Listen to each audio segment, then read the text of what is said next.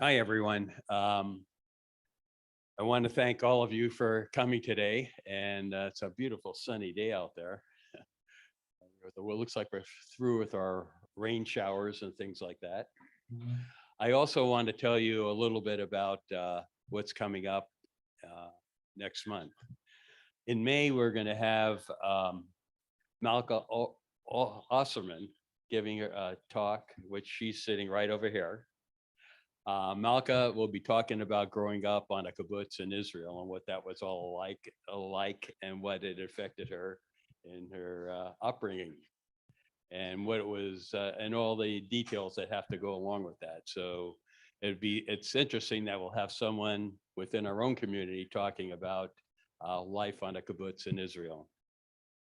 I want to introduce Rabbi Chester, and let me just stop the sharing here. You can see Rabbi Chester, and I want to.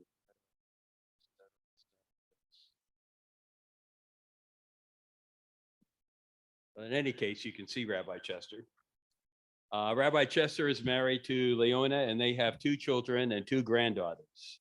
He graduated from UCLA and was ordained a rabbi from the Hebrew Union College. Rabbi Chester has served a number of congregations in this 52 years as a rabbinate. From 1971, he was rabbi of Temple Beth Israel in Jackson, Michigan, as well as chaplain for the Jewish prisoners in the state of Michigan. From 1976 to 1989, he was a rabbi of Temple Israel in Stockton. And from 1989 to 2011, he was rabbi of Temple Sinai in Oakland. After retiring from Temple Sinai in 1911, he serves as an interim rabbi in Edmonton, Alberta, Canada, and twice as the interim rabbi at Temple Israel in Alameda. And that's really where I really got to know him. He also serves as the interim rabbi at Temple Isaiah in Lafayette, California. His main love in the rabbinate is teaching. And so he's going to let us have some insight into what it's like as far as Jewish medical ethics are concerned. Without any further ado, go to it, Rabbi.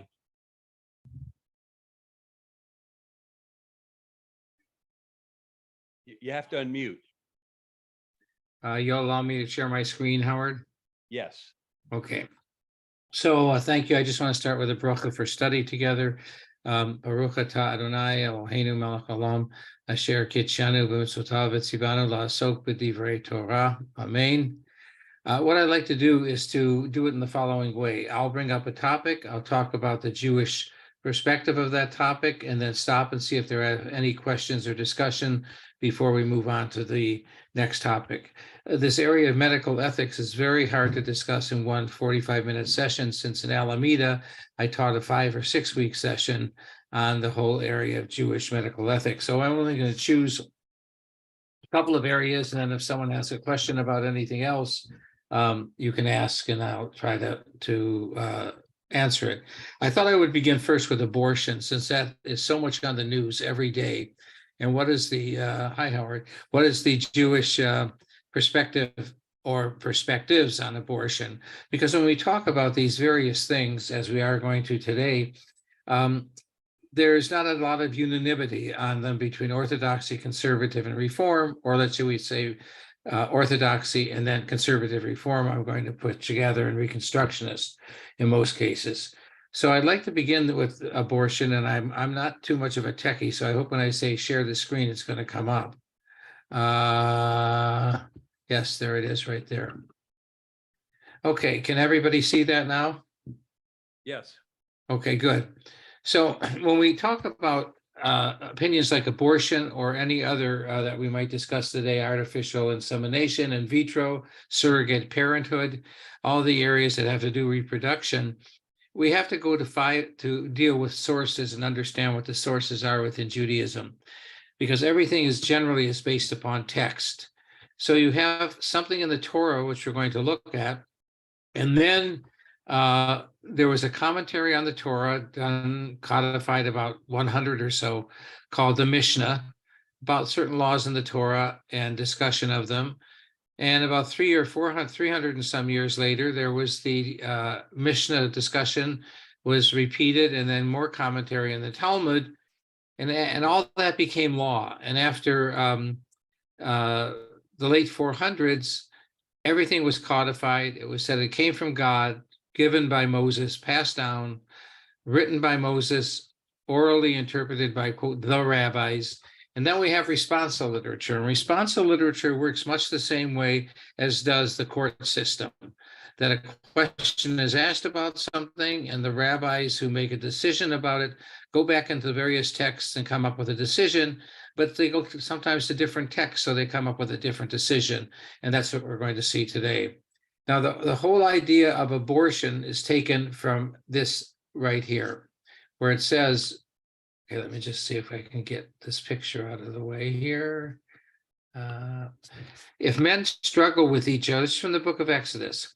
If men struggle with each other and strike a woman with child so that she gives birth prematurely, yet there is no injury, he shall surely be fined as the woman's husband may demand of him, and he shall pay as the judges decide. But if there is any further injury, then you shall appoint as a penalty life for life, eye for eye, tooth for tooth, hand for hand, foot for foot, burn for burn, wound for wound, bruise for bruise.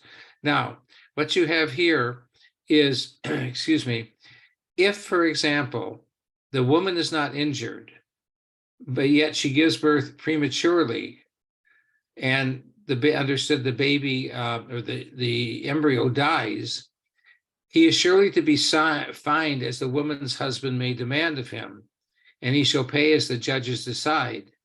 But, and here's the important part, but if there is any further injury, then you shall appoint as a penalty life for eye, eye for eye, tooth for tooth. So what's being said here is that a fetus is not considered to be a human life by this quote from Exodus. And all of the opinion on abortion in Judaism comes from this and from one other area, which is called the area of a rodef. We can come back to pictures now, Howard, okay?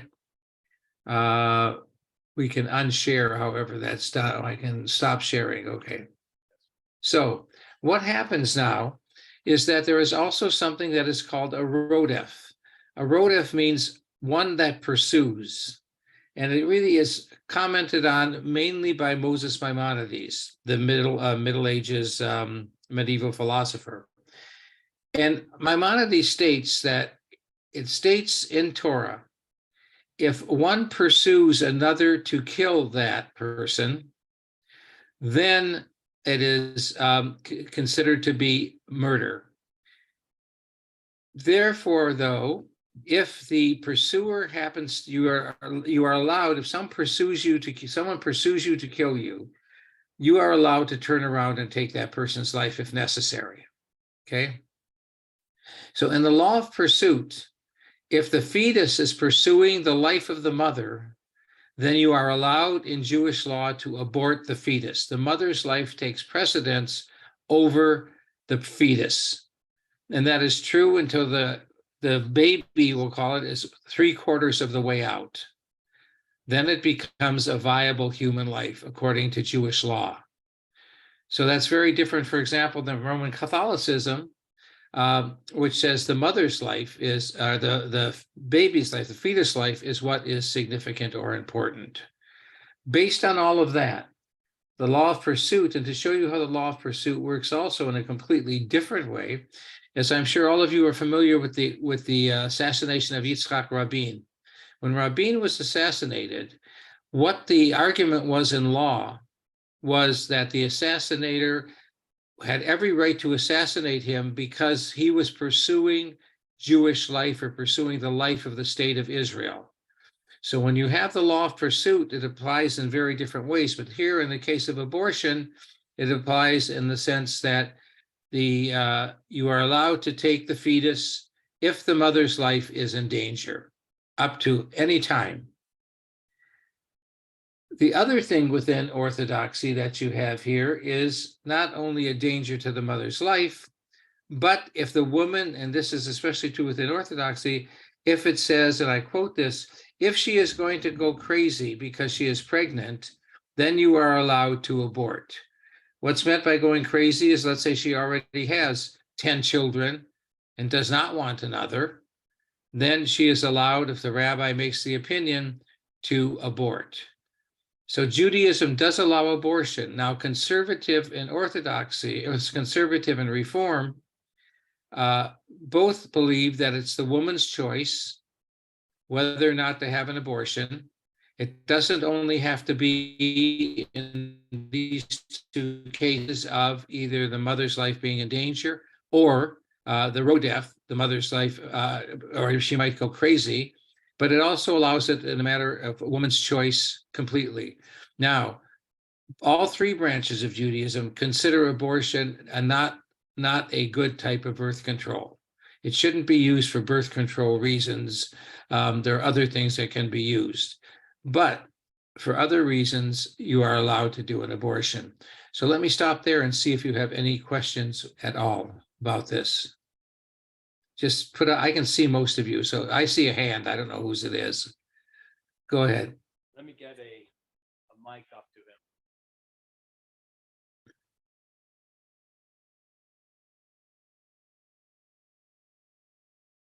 him. Thanks.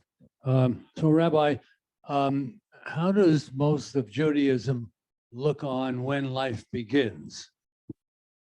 Does Okay. it talk about, halfway out, 1/4 of the way out? Well, technically Judaism believes that when it's 3/4 of the way out, then you would not be allowed to abort. So that's when life begins, 3/4 of the way out? Well, that's when a viable life begins, yes, in terms of strict Jewish law and the issue of abortion.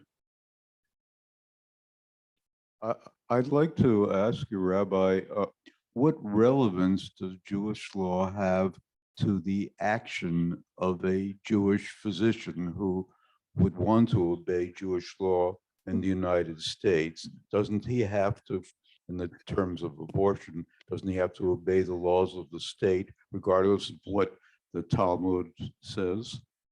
Yes, I mean, that's what you have happening today. That's why certain physicians are leaving certain states because they feel they can't do what they wish to do for a woman's health. Even, and now let's get away from Jewish law for a moment. Yes, see, there's another law too that says Dina de Malchuta Dina, the law of the state is law in various areas. And so if you were in a certain state, you would have to follow that law. And that's why you would, unless you decided that you're going to take a chance and what the law is in and of itself is not a moral law. Hi, Rabbi Chester. This is Ethel Steinberger, your friend from Claremont with David. I'm asking you, I want to ask a question. When you say 3/4 of the way out, do you mean through the pregnancy? Yes, 3/4, no, out of the birth canal. 3/4 out of the birth canal. So if a baby's halfway out of the birth canal, that's their head and shoulders. That wouldn't be an abortion. Wouldn't that be murder? Well, that's the whole question. I mean, don't forget, we're dealing with stuff that's that kind of definition that's pretty ancient. So you're going to have to decide what's meant by 3/4 of the way out. Or Okay. what about a C-section? That's total exposure. Okay. Well, a C-section is something that's very, very different. That's something we're going to discuss in and of itself. Okay. Rabbi, who makes these decisions on what Okay. the position will be? Okay, the decision is made in strict Jewish law is made by a rabbi who will interpret the law, as I've said before, as the law is. So if you go to if you're an Orthodox Jew or an ultra-Orthodox Jew, you would go to your rabbi would be the rabbi that you most respect to make these various decisions we're going to talk about. If you disagree with them, you can go to another rabbi who may interpret them differently. So let's say you're the mother and you say the future mother, you have 10 kids already, say you're going to go crazy. And I use that term loosely, but that's how it's worded. Then because of the undue stress, you would be allowed to have an abortion if you're pregnant. On the other hand, another rabbi may say that is not the case. So it depends whose opinion you're going to respect in that case. You don't have to worry about that in conservative and Orthodox Judaism, at conservative and Reform Judaism. We are only talking about that issue in Orthodox Judaism.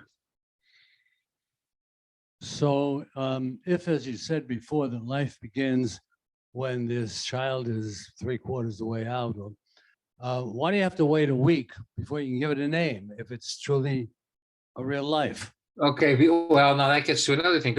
I'll also try to answer that question with something else. Really, in traditional Judaism, you don't have a funeral for a baby till it's over 30 days old, because it's not necessarily considered a viable life. And what that really comes from is that the children often didn't live to 30 days, and therefore they said it probably for the ease of the parents that it's not considered a life as yet. So you don't give it a name because you don't want the Kinahora to come, the angel of death, to come and take that baby away and know who the name is. You're getting into a lot of what we were called Bubba mices now, okay? Old tales of that then become Jewish law. Any other And again, questions? that's in traditional Judaism, by the way. Within especially Reform, the babies are usually given a name right away. If people are more traditional, they'll wait the extra number of days. Also, with a baby, and especially with a male baby, you don't do it until after the baby's been circumcised, because part of the circumcision ceremony is one of the prayers is giving the name the child a name, Hebrew name. So you don't do it until the bris. I don't think we have any more questions. Okay. So let's go now to something else about what's called artificial insemination. So I want to ask you, do you think Judaism would allow, somebody can answer this, Judaism, and I am now, we'll talk about traditional Judaism first. Do you think traditional Judaism would allow artificial insemination? Anybody want to just throw out an answer? You can be 50% right or 50% wrong. I'm hearing both answers. I'm hearing some say yes and some say no from. Okay, then let's say the yes. The yes, give me a reason. I apologize. Would you define artificial insemination?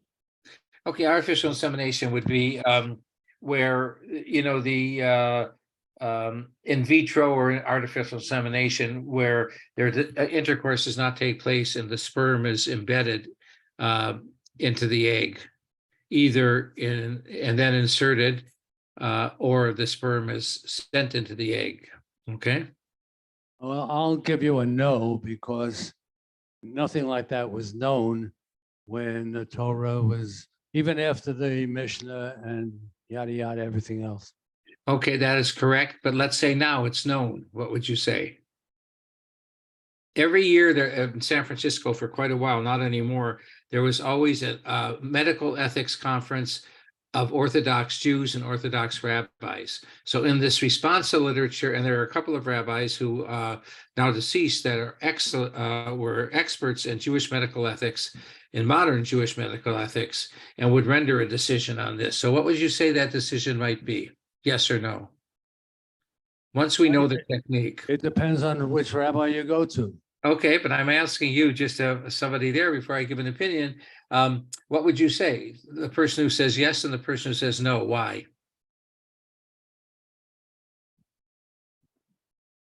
Okay, I would say yes, because Judaism is in favor of life always. Okay, we're in favor of life always. Okay, is there a no? I might know. Okay, the answer is yes and no, a true Jewish answer. Everybody's right. Everybody, well, there's two answers, okay? But there's one that's a no in traditional Judaism and one that's a yes. And I'm going to use the initials. AIH, artificial insemination, husband is allowed. So if the sperm is the husband's and the egg is the wife's, then it is allowed. Artificial insemination donor which would mean the sperm is not of the husband, is not allowed. Now, can you tell me why this is the case? Let's say the rabbis who rule, there are rabbis, and this one, Orthodoxy and ultra-Orthodoxy say no. Why would they say no? Because in Judaism, it's so important to make sure that it's a Jewish husband and a Jewish wife, even more the Jewish wife than the husband, but still the chas v'shalom that it is not a Jewish man. It's like opening your, borders to, or you're opening your space to the non-Jews to invade the Jewish space. Okay, anybody else? I see a hand. I don't know who to call. And I could say it's at a round table, but they're all I'm round. passing the mic around. Oh, okay, Howard. Well, I think it might have to do with the fact that Judaism is a matriarchal type of religion. Is that right? You'll see. Okay.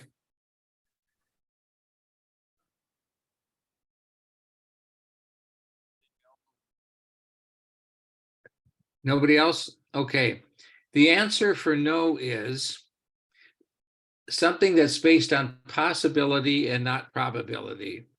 So let's say you have artificial insemination that is not the husband, but that is a donor.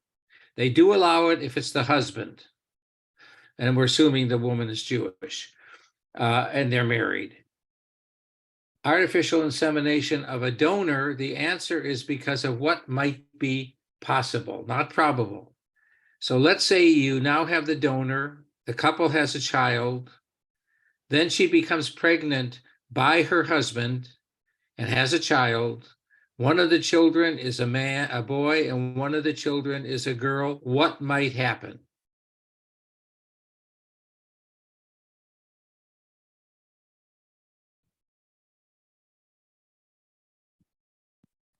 And don't forget, she doesn't know who the donor is. They could marry in Kentucky. Uh-huh. Not only in Kentucky, but let's say it, put it this way, take it a little further away from probability, that they have a child, someone else has a child by the same donor of the sperm. The two of them meet, the couple's child we're talking about, and the other person's child, and they get married. What is it? Who's marrying whom in this case? A brother is marrying a sister. What is that called? That's incest. That is not allowed within Judaism. So Chaim and Shira have a child by a donor. Her egg, a donor sperm. We don't know who the donor is. Then the donor has a child with someone else, and these two children meet and they get married or they fall in love. So you have a sister or half sister and brother marrying one another. Now, the probability of that is way off, very, very low percentage, but the possibility of that is still there. Therefore, you do not allow a donor within that situation. Is that clear to everyone? Now, there's one other reason. A question. Yeah.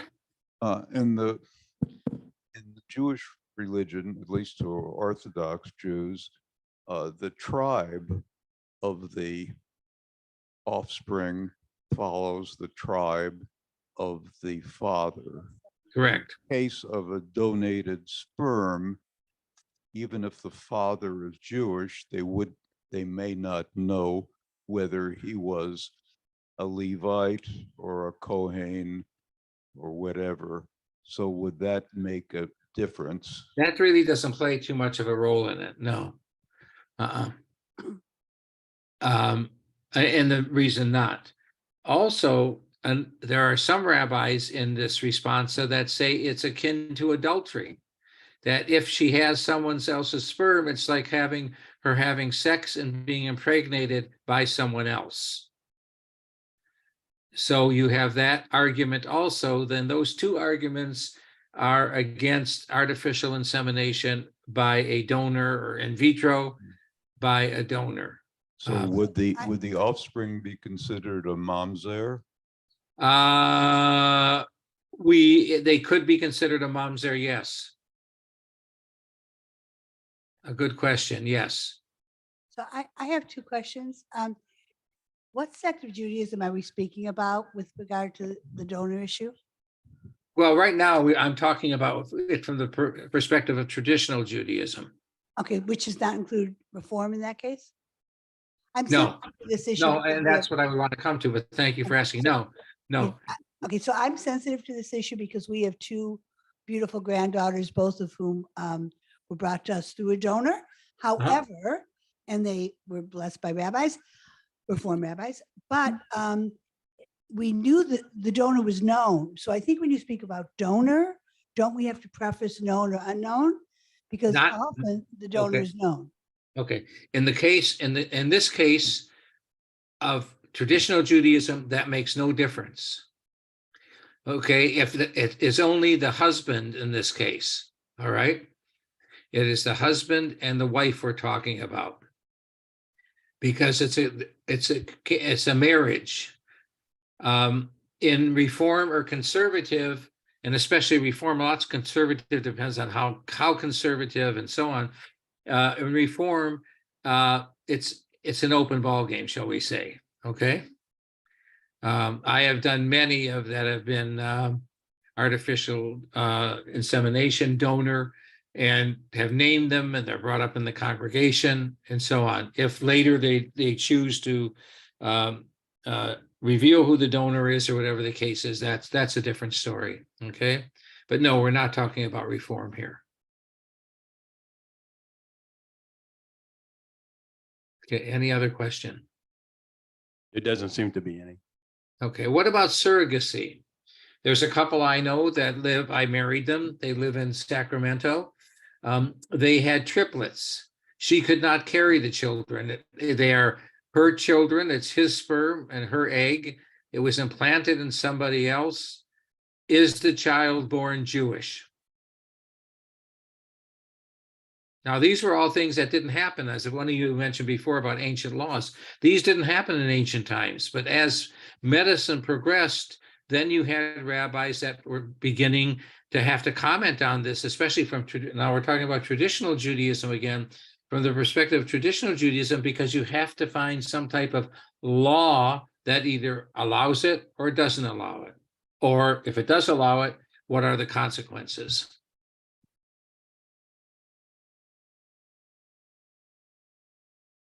So the question is this, are the kids Jewish? Yes, someone else bears the children, births the children, even though it's a Jewish mother's eggs and a Jewish father's sperm.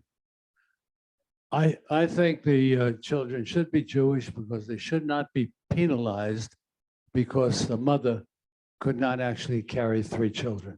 Okay, you are now speaking as a liberal Jew. That's very good. What about not such a liberal Jew? Does it matter if the woman carrying the eggs is Jewish? Yes, it would. If she is Jewish, then the kids would be Jewish. Right, and if she is not Jewish, then the kids would have to be converted, which was this case technically, because it says that when the Jewish mother bears the child, births the child, then the children are Jewish. In this case, technically, she is not birthing the child in surrogacy. Again, it's different if we come to the more liberal branches of Judaism, but in traditional Judaism and Jewish law, that is the statement. So what about the reverse of that? Let's assume that the woman whose eggs is not Jewish, and the woman who gives birth to the children are Jewish. Does that make the children Jewish? Technically, it could, yes, it could make the children Jewish. Okay.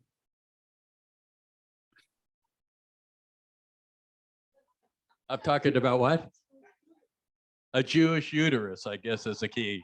Well, a Jewish, the birth being a Jewish birth. Now, to go even a step further, somebody mentioned C-section before. Somebody tell me what Pidyon Haben is. Anyone want to tell me what Pidyon Haben is when it comes to birth? Do I see a hand somewhere? Naming of a girl. No, No? no. Okay, Pidyon Haben, does someone else have a hand up? Pigeon Ben is when a firstborn to a woman is a boy. Part of the ceremony to the bris is to ransom him from a Kohen. Right. When in Jewish law, in the Torah, it says that if when a boy is born, and if it's the firstborn of the mother, the firstborn is a boy. If she has a girl first, then this doesn't apply. But if the firstborn is a boy, then Pidyon Haben, at 30 days, you take him to the priests and you ransom him back so he doesn't have to serve at the temple for a certain amount of time.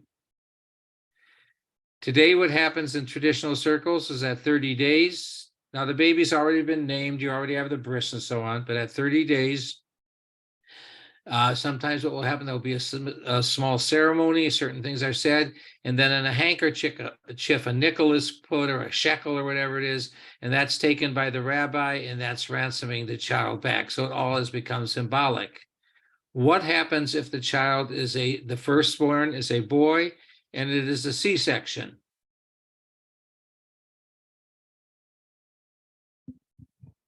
Maybe it's again that business about it has to be a vaginal birth. Exactly. That's exactly what it is. So there would not be a Pidyon Haben because the law says if the first one born of a mother is a boy and it opens the womb, that's the term that's used. Okay, then you do Pidyon Haben. Another question: what happens if? So you're right, it would not take place. What happens if a woman now gets remarried and has a child, and that first child is a boy, but she has had other children by the previous marriage? Would you have Pidyon Haben? Yeah, why not? I think they're going through all the rules, so why not? Why not? Because this is not the child that opens the womb. There have been children previously that opened the womb. Because you go by the words that state opening the womb. So my father paid for me, Pidyon Haben. Yeah. And when I was 2 years old, he wanted to give it back. Could he do that? Why would he want to He give wanted it? to get the money back from the rabbi and say, hey, take them. Well, I don't know. This is all symbolic now. If you go back to biblical times, perhaps you would be the rebellious child. Those are other laws. Okay. Now these are the basic laws having to do with reproduction within traditional Judaism and non-traditional. I have been a rabbi for 50 some years now, a Reform rabbi. I have not done one Pidyon Haben ceremony. Because in Reform Judaism, since there's no more temple, there's nothing to redeem the child from, and it becomes sort of a meaningless ceremony. So when we talk about the other branches of Judaism, especially Reform, conservative goes both ways, depending again on the rabbi. But in Reform, we would not deal with the problems we talked about with surrogacy or in vitro and something like Pidyon Haben. But you have to be familiar enough from the laws to know what laws you're not following. So Okay. So Rabbi, tell me, what are the Jewish medical ethics regarding surgeries? Like, for example, a heart transplant or a semi-lung or like that. Okay. That's a great question. Okay, because that gets us to another part of medical ethics. All of Judaism will allow uh, um, or most, even modern Orthodoxy, ultra is a different story, will allow, okay, first of all, let me go start here. When you are buried, when you die and buried, you're supposed to be buried with everything, right? You go into the ground the same way you came out of the womb, with all of your organs and so on and so forth. So you have then a law in Judaism called pikuach nefesh, saving a human life. So even modern Orthodoxy will allow transplants to take place. Some, while you're still living, for example, you have 2 kidneys and someone needs a kidney. Others would be after you would die and use an organ. The question becomes now here, and I'll use one because it's a famous case of a corneal transplant. Okay. When I die, I want to leave my corneas to someone who has sight problems. If I am Orthodox, we'll take that in Reform, you're allowed to, in Conservative, you're allowed to.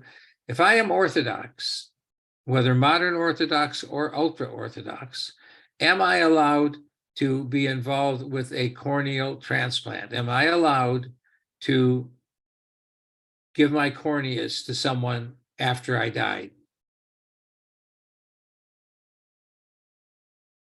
Would you say yes, or would you say no? Because is that person that has the corneal problem is going to go on living? Most people in the background here are saying no. That you can't do it. Okay. Now, the answer is, again, a true Jewish answer of yes and no, depending on the rabbi who goes back into various sources. Rabbi A says, you can't do it because it is not technically saving a life. The person is not going to die if they don't get your cornea.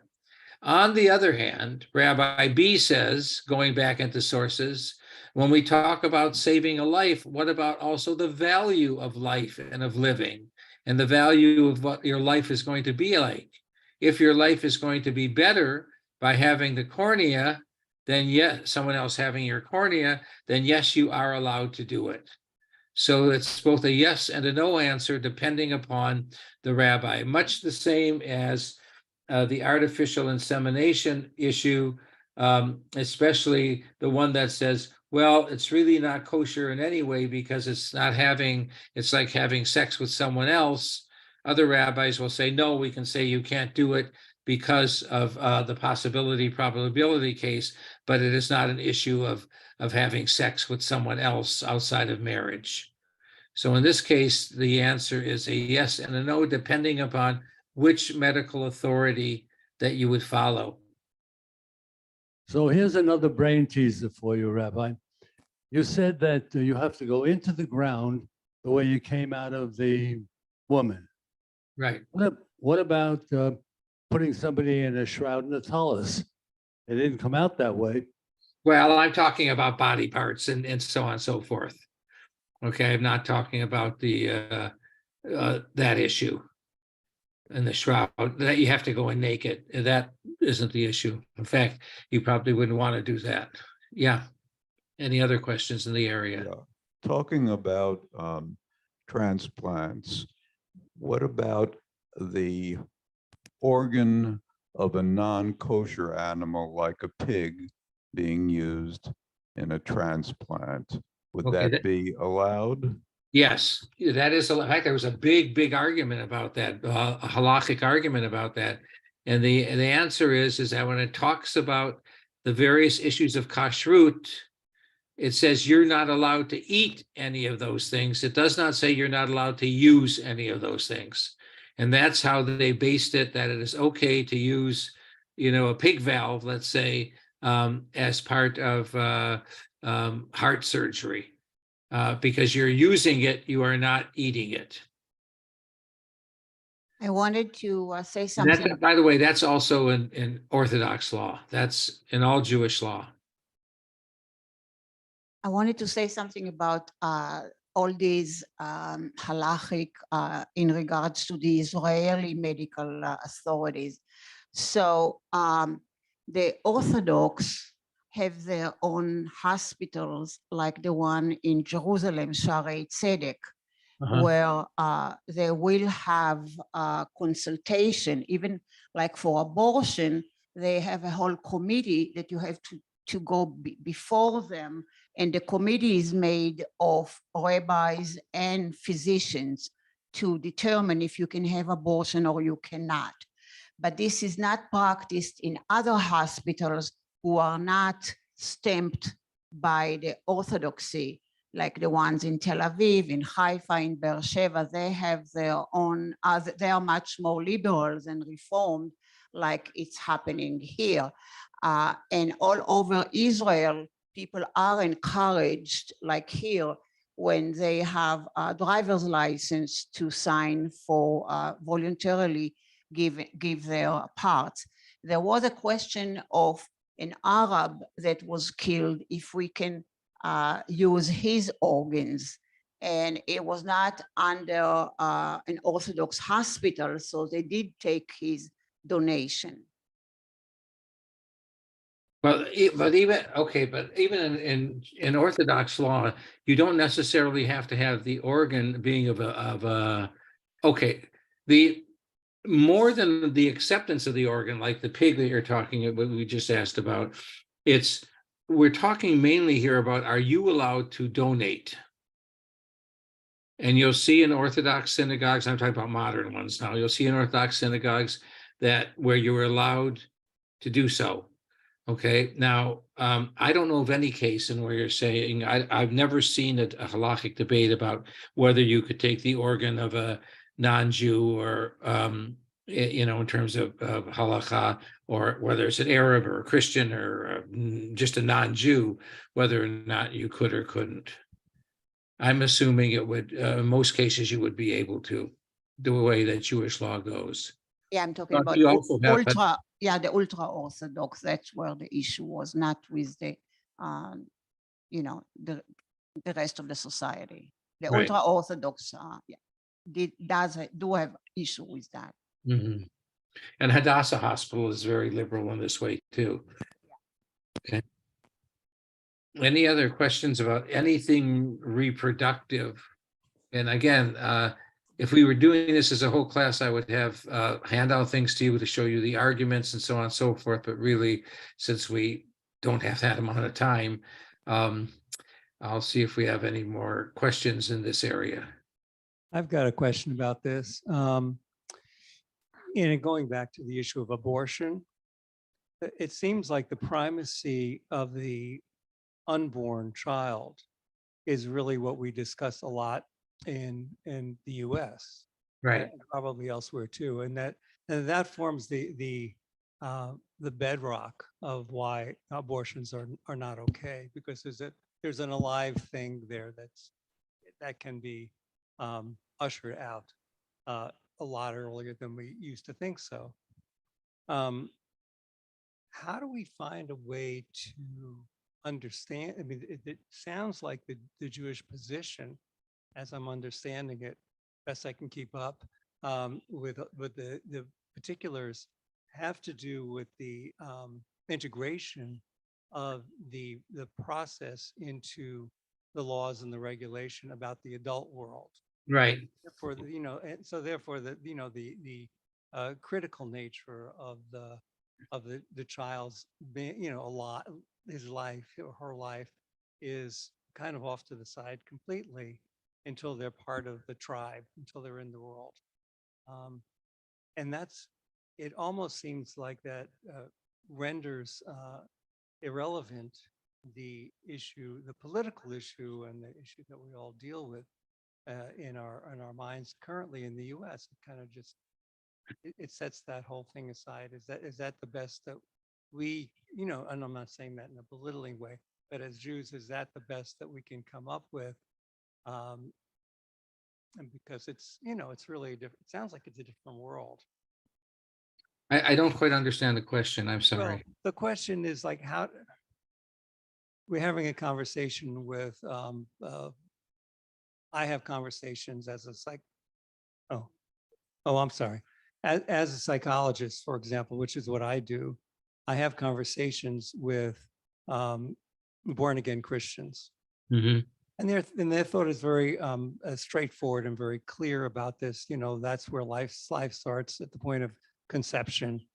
And I'm not going to argue with patients, but my point is, how do we understand that way of thinking in a way that maybe excuse me, integrates what we are as Jews? Well, that's what I'm talking about. Yeah, well, you're hearing the topic. It's just the part of the side of the topic you don't want to hear. But that's what I'm trying to understand a little bit better, to understand how we are as Americans, because that's our society. Yeah, well, I think that when the problem with this whole abortion issue is that it's an issue that's between the people involved and whatever their religion's belief is. If someone's religious belief is that human life begins at conception, that's their life. Our life and the Jewish life may be a different approach, but that it's nothing that should it's a moral issue that's becoming politicized and has become politicized. And that's the whole problem here, is that I can give the grounds to a born again, where take this thing from Exodus and so on and talk about the pursuant issue and say, this is where Judaism is. And they can say, no, we believe that the conception based on this, and that's all fine. But then when it comes to basically law and Congress and the Supreme Court and so on, then it has passed any control that any of us has over what our individual beliefs might be. And it becomes an object, and that's why some rabbis actually and others are suing now the decision as a decision because it's against civil liberties. It takes away anybody's choice. And we believe in civil liberties. I think the bigger problem with this is to go to a problem is the whole idea of when does now one become a viable human being? Where Judaism says is until you're out of a womb, 3/4 as it says, whereas others say, well, we can now take a child at 8 weeks old and it'll still live. And that's where it becomes, I think, a certain difficulty.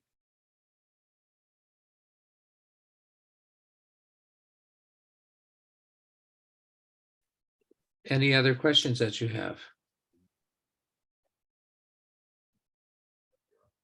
I have a question about assisted suicide. As you Good. know, suicide is a sin that your body doesn't really belong to you. It was given to you for your use by Hashem. And if you destroy yourself, then there are problems with burial and other customs having to do with death. Now, we in California, we now have legal assisted suicide. Would a Jewish doctor who was religious choose to be a part of that process? My guess would be no. Now, I've been a part of that process 2 or 3 times, even being there when the person drank the concoction and then a half hour later was dead. I would say an Orthodox rabbi would not be a part of that. Just like in certain cases, Roman Catholic surgeons would not take place in abortions. So the answer to that one would be no, it would not. Now, when it comes to suicide, by the way, something you said at the beginning is that Orthodoxy and even ultra-Orthodoxy has a very interesting stand on suicide. And it's been done through interpretation, which is if someone, and you're right, you can't be buried with anyone else in the cemetery and so on and so forth. That's the law. But if you classify suicide as an illness, some illness that they had, whether it's emotional, mental, whatever the case, cause that person to commit suicide, then it is an illness and they can be buried as does everyone else. That's one area where Orthodoxy has become relatively liberal, actually. And it's a pretty high percentage. So if someone commits suicide, they must have been ill. And therefore, to do so, it's not, quote, normal, it's not mental to do so. Psychological, something must be wrong. Therefore, they can be buried with others.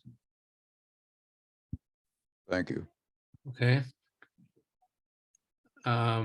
Yeah. I had a friend that committed suicide by jumping off of a building, and I was really distraught. And I talked to the rabbi about it. They were Jewish, and the rabbi said to me, "Well, one thing that we look at is how did you know that maybe halfway down they didn't change their mind?" Well, okay. I mean, that's fine. It just I think, comforted me quite a bit. yes, because I think in this area too, you have I don't know what the rabbi you talked to was Orthodox or not Orthodox or whatever the case was, but if it were, Conservative. pardon? It was Conservative? conservative. Okay, conservative. Okay, that the generally the liberal branches of Jew, well, even Orthodoxy, as I said before, will see this as an illness, and therefore gets around the whole idea of that they can't be buried with someone else and so on and so forth. But they would not allow physician-assisted suicide. I would venture to say an Orthodox doctor who is following the laws of Orthodoxy would not do that. Can I want to ask a question about burial. Yeah. Has any of the sects of Judaism decided that it's okay to be cremated? Yes.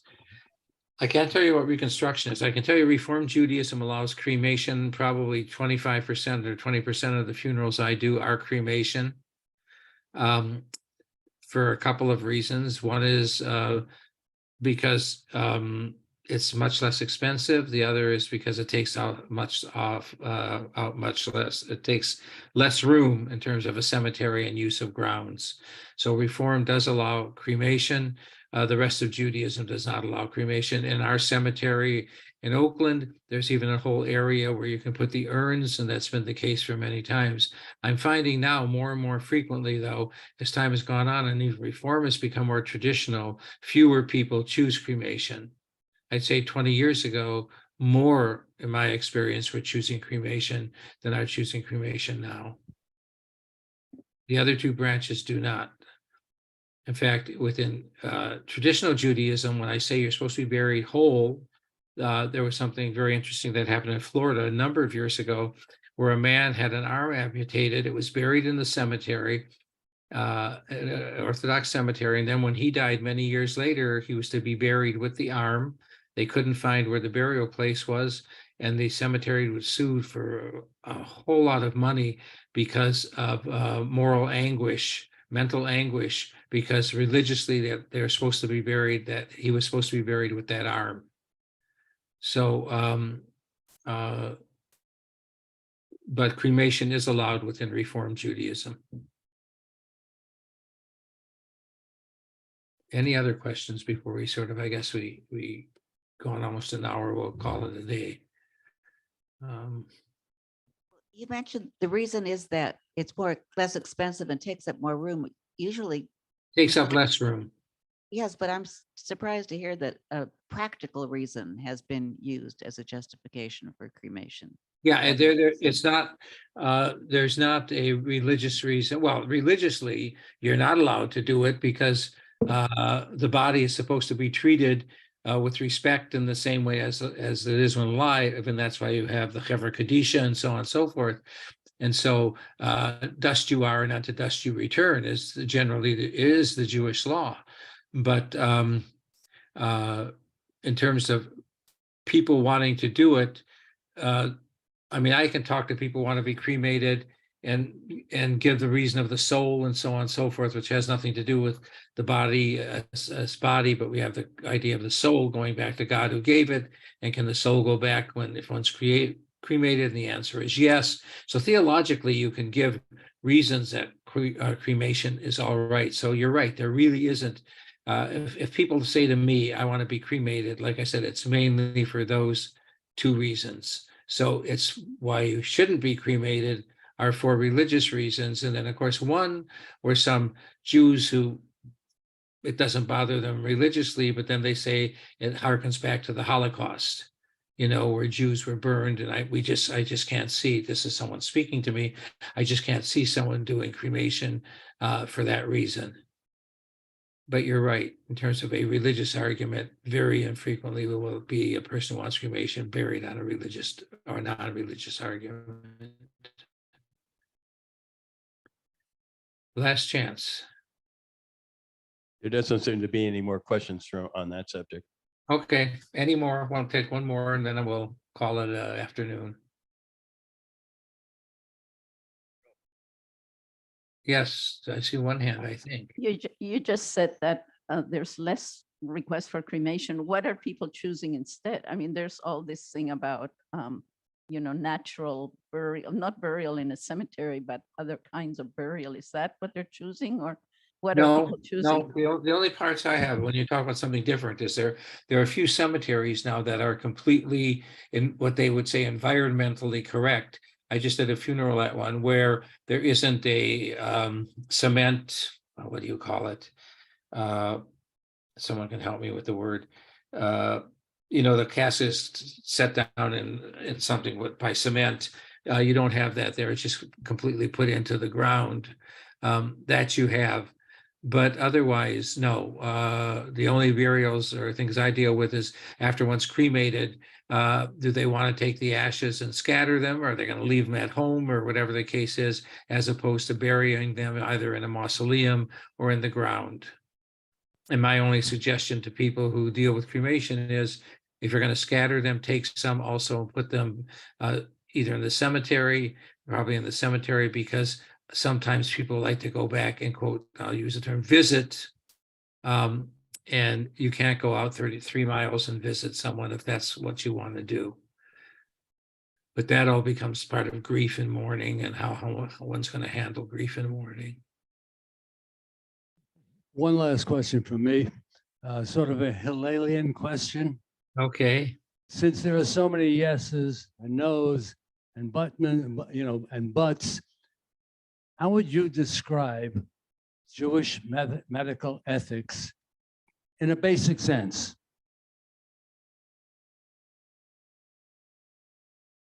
I would say today in Jewish medical ethics, you really have to go into to talk. Well, if you're Orthodox, then that's one thing.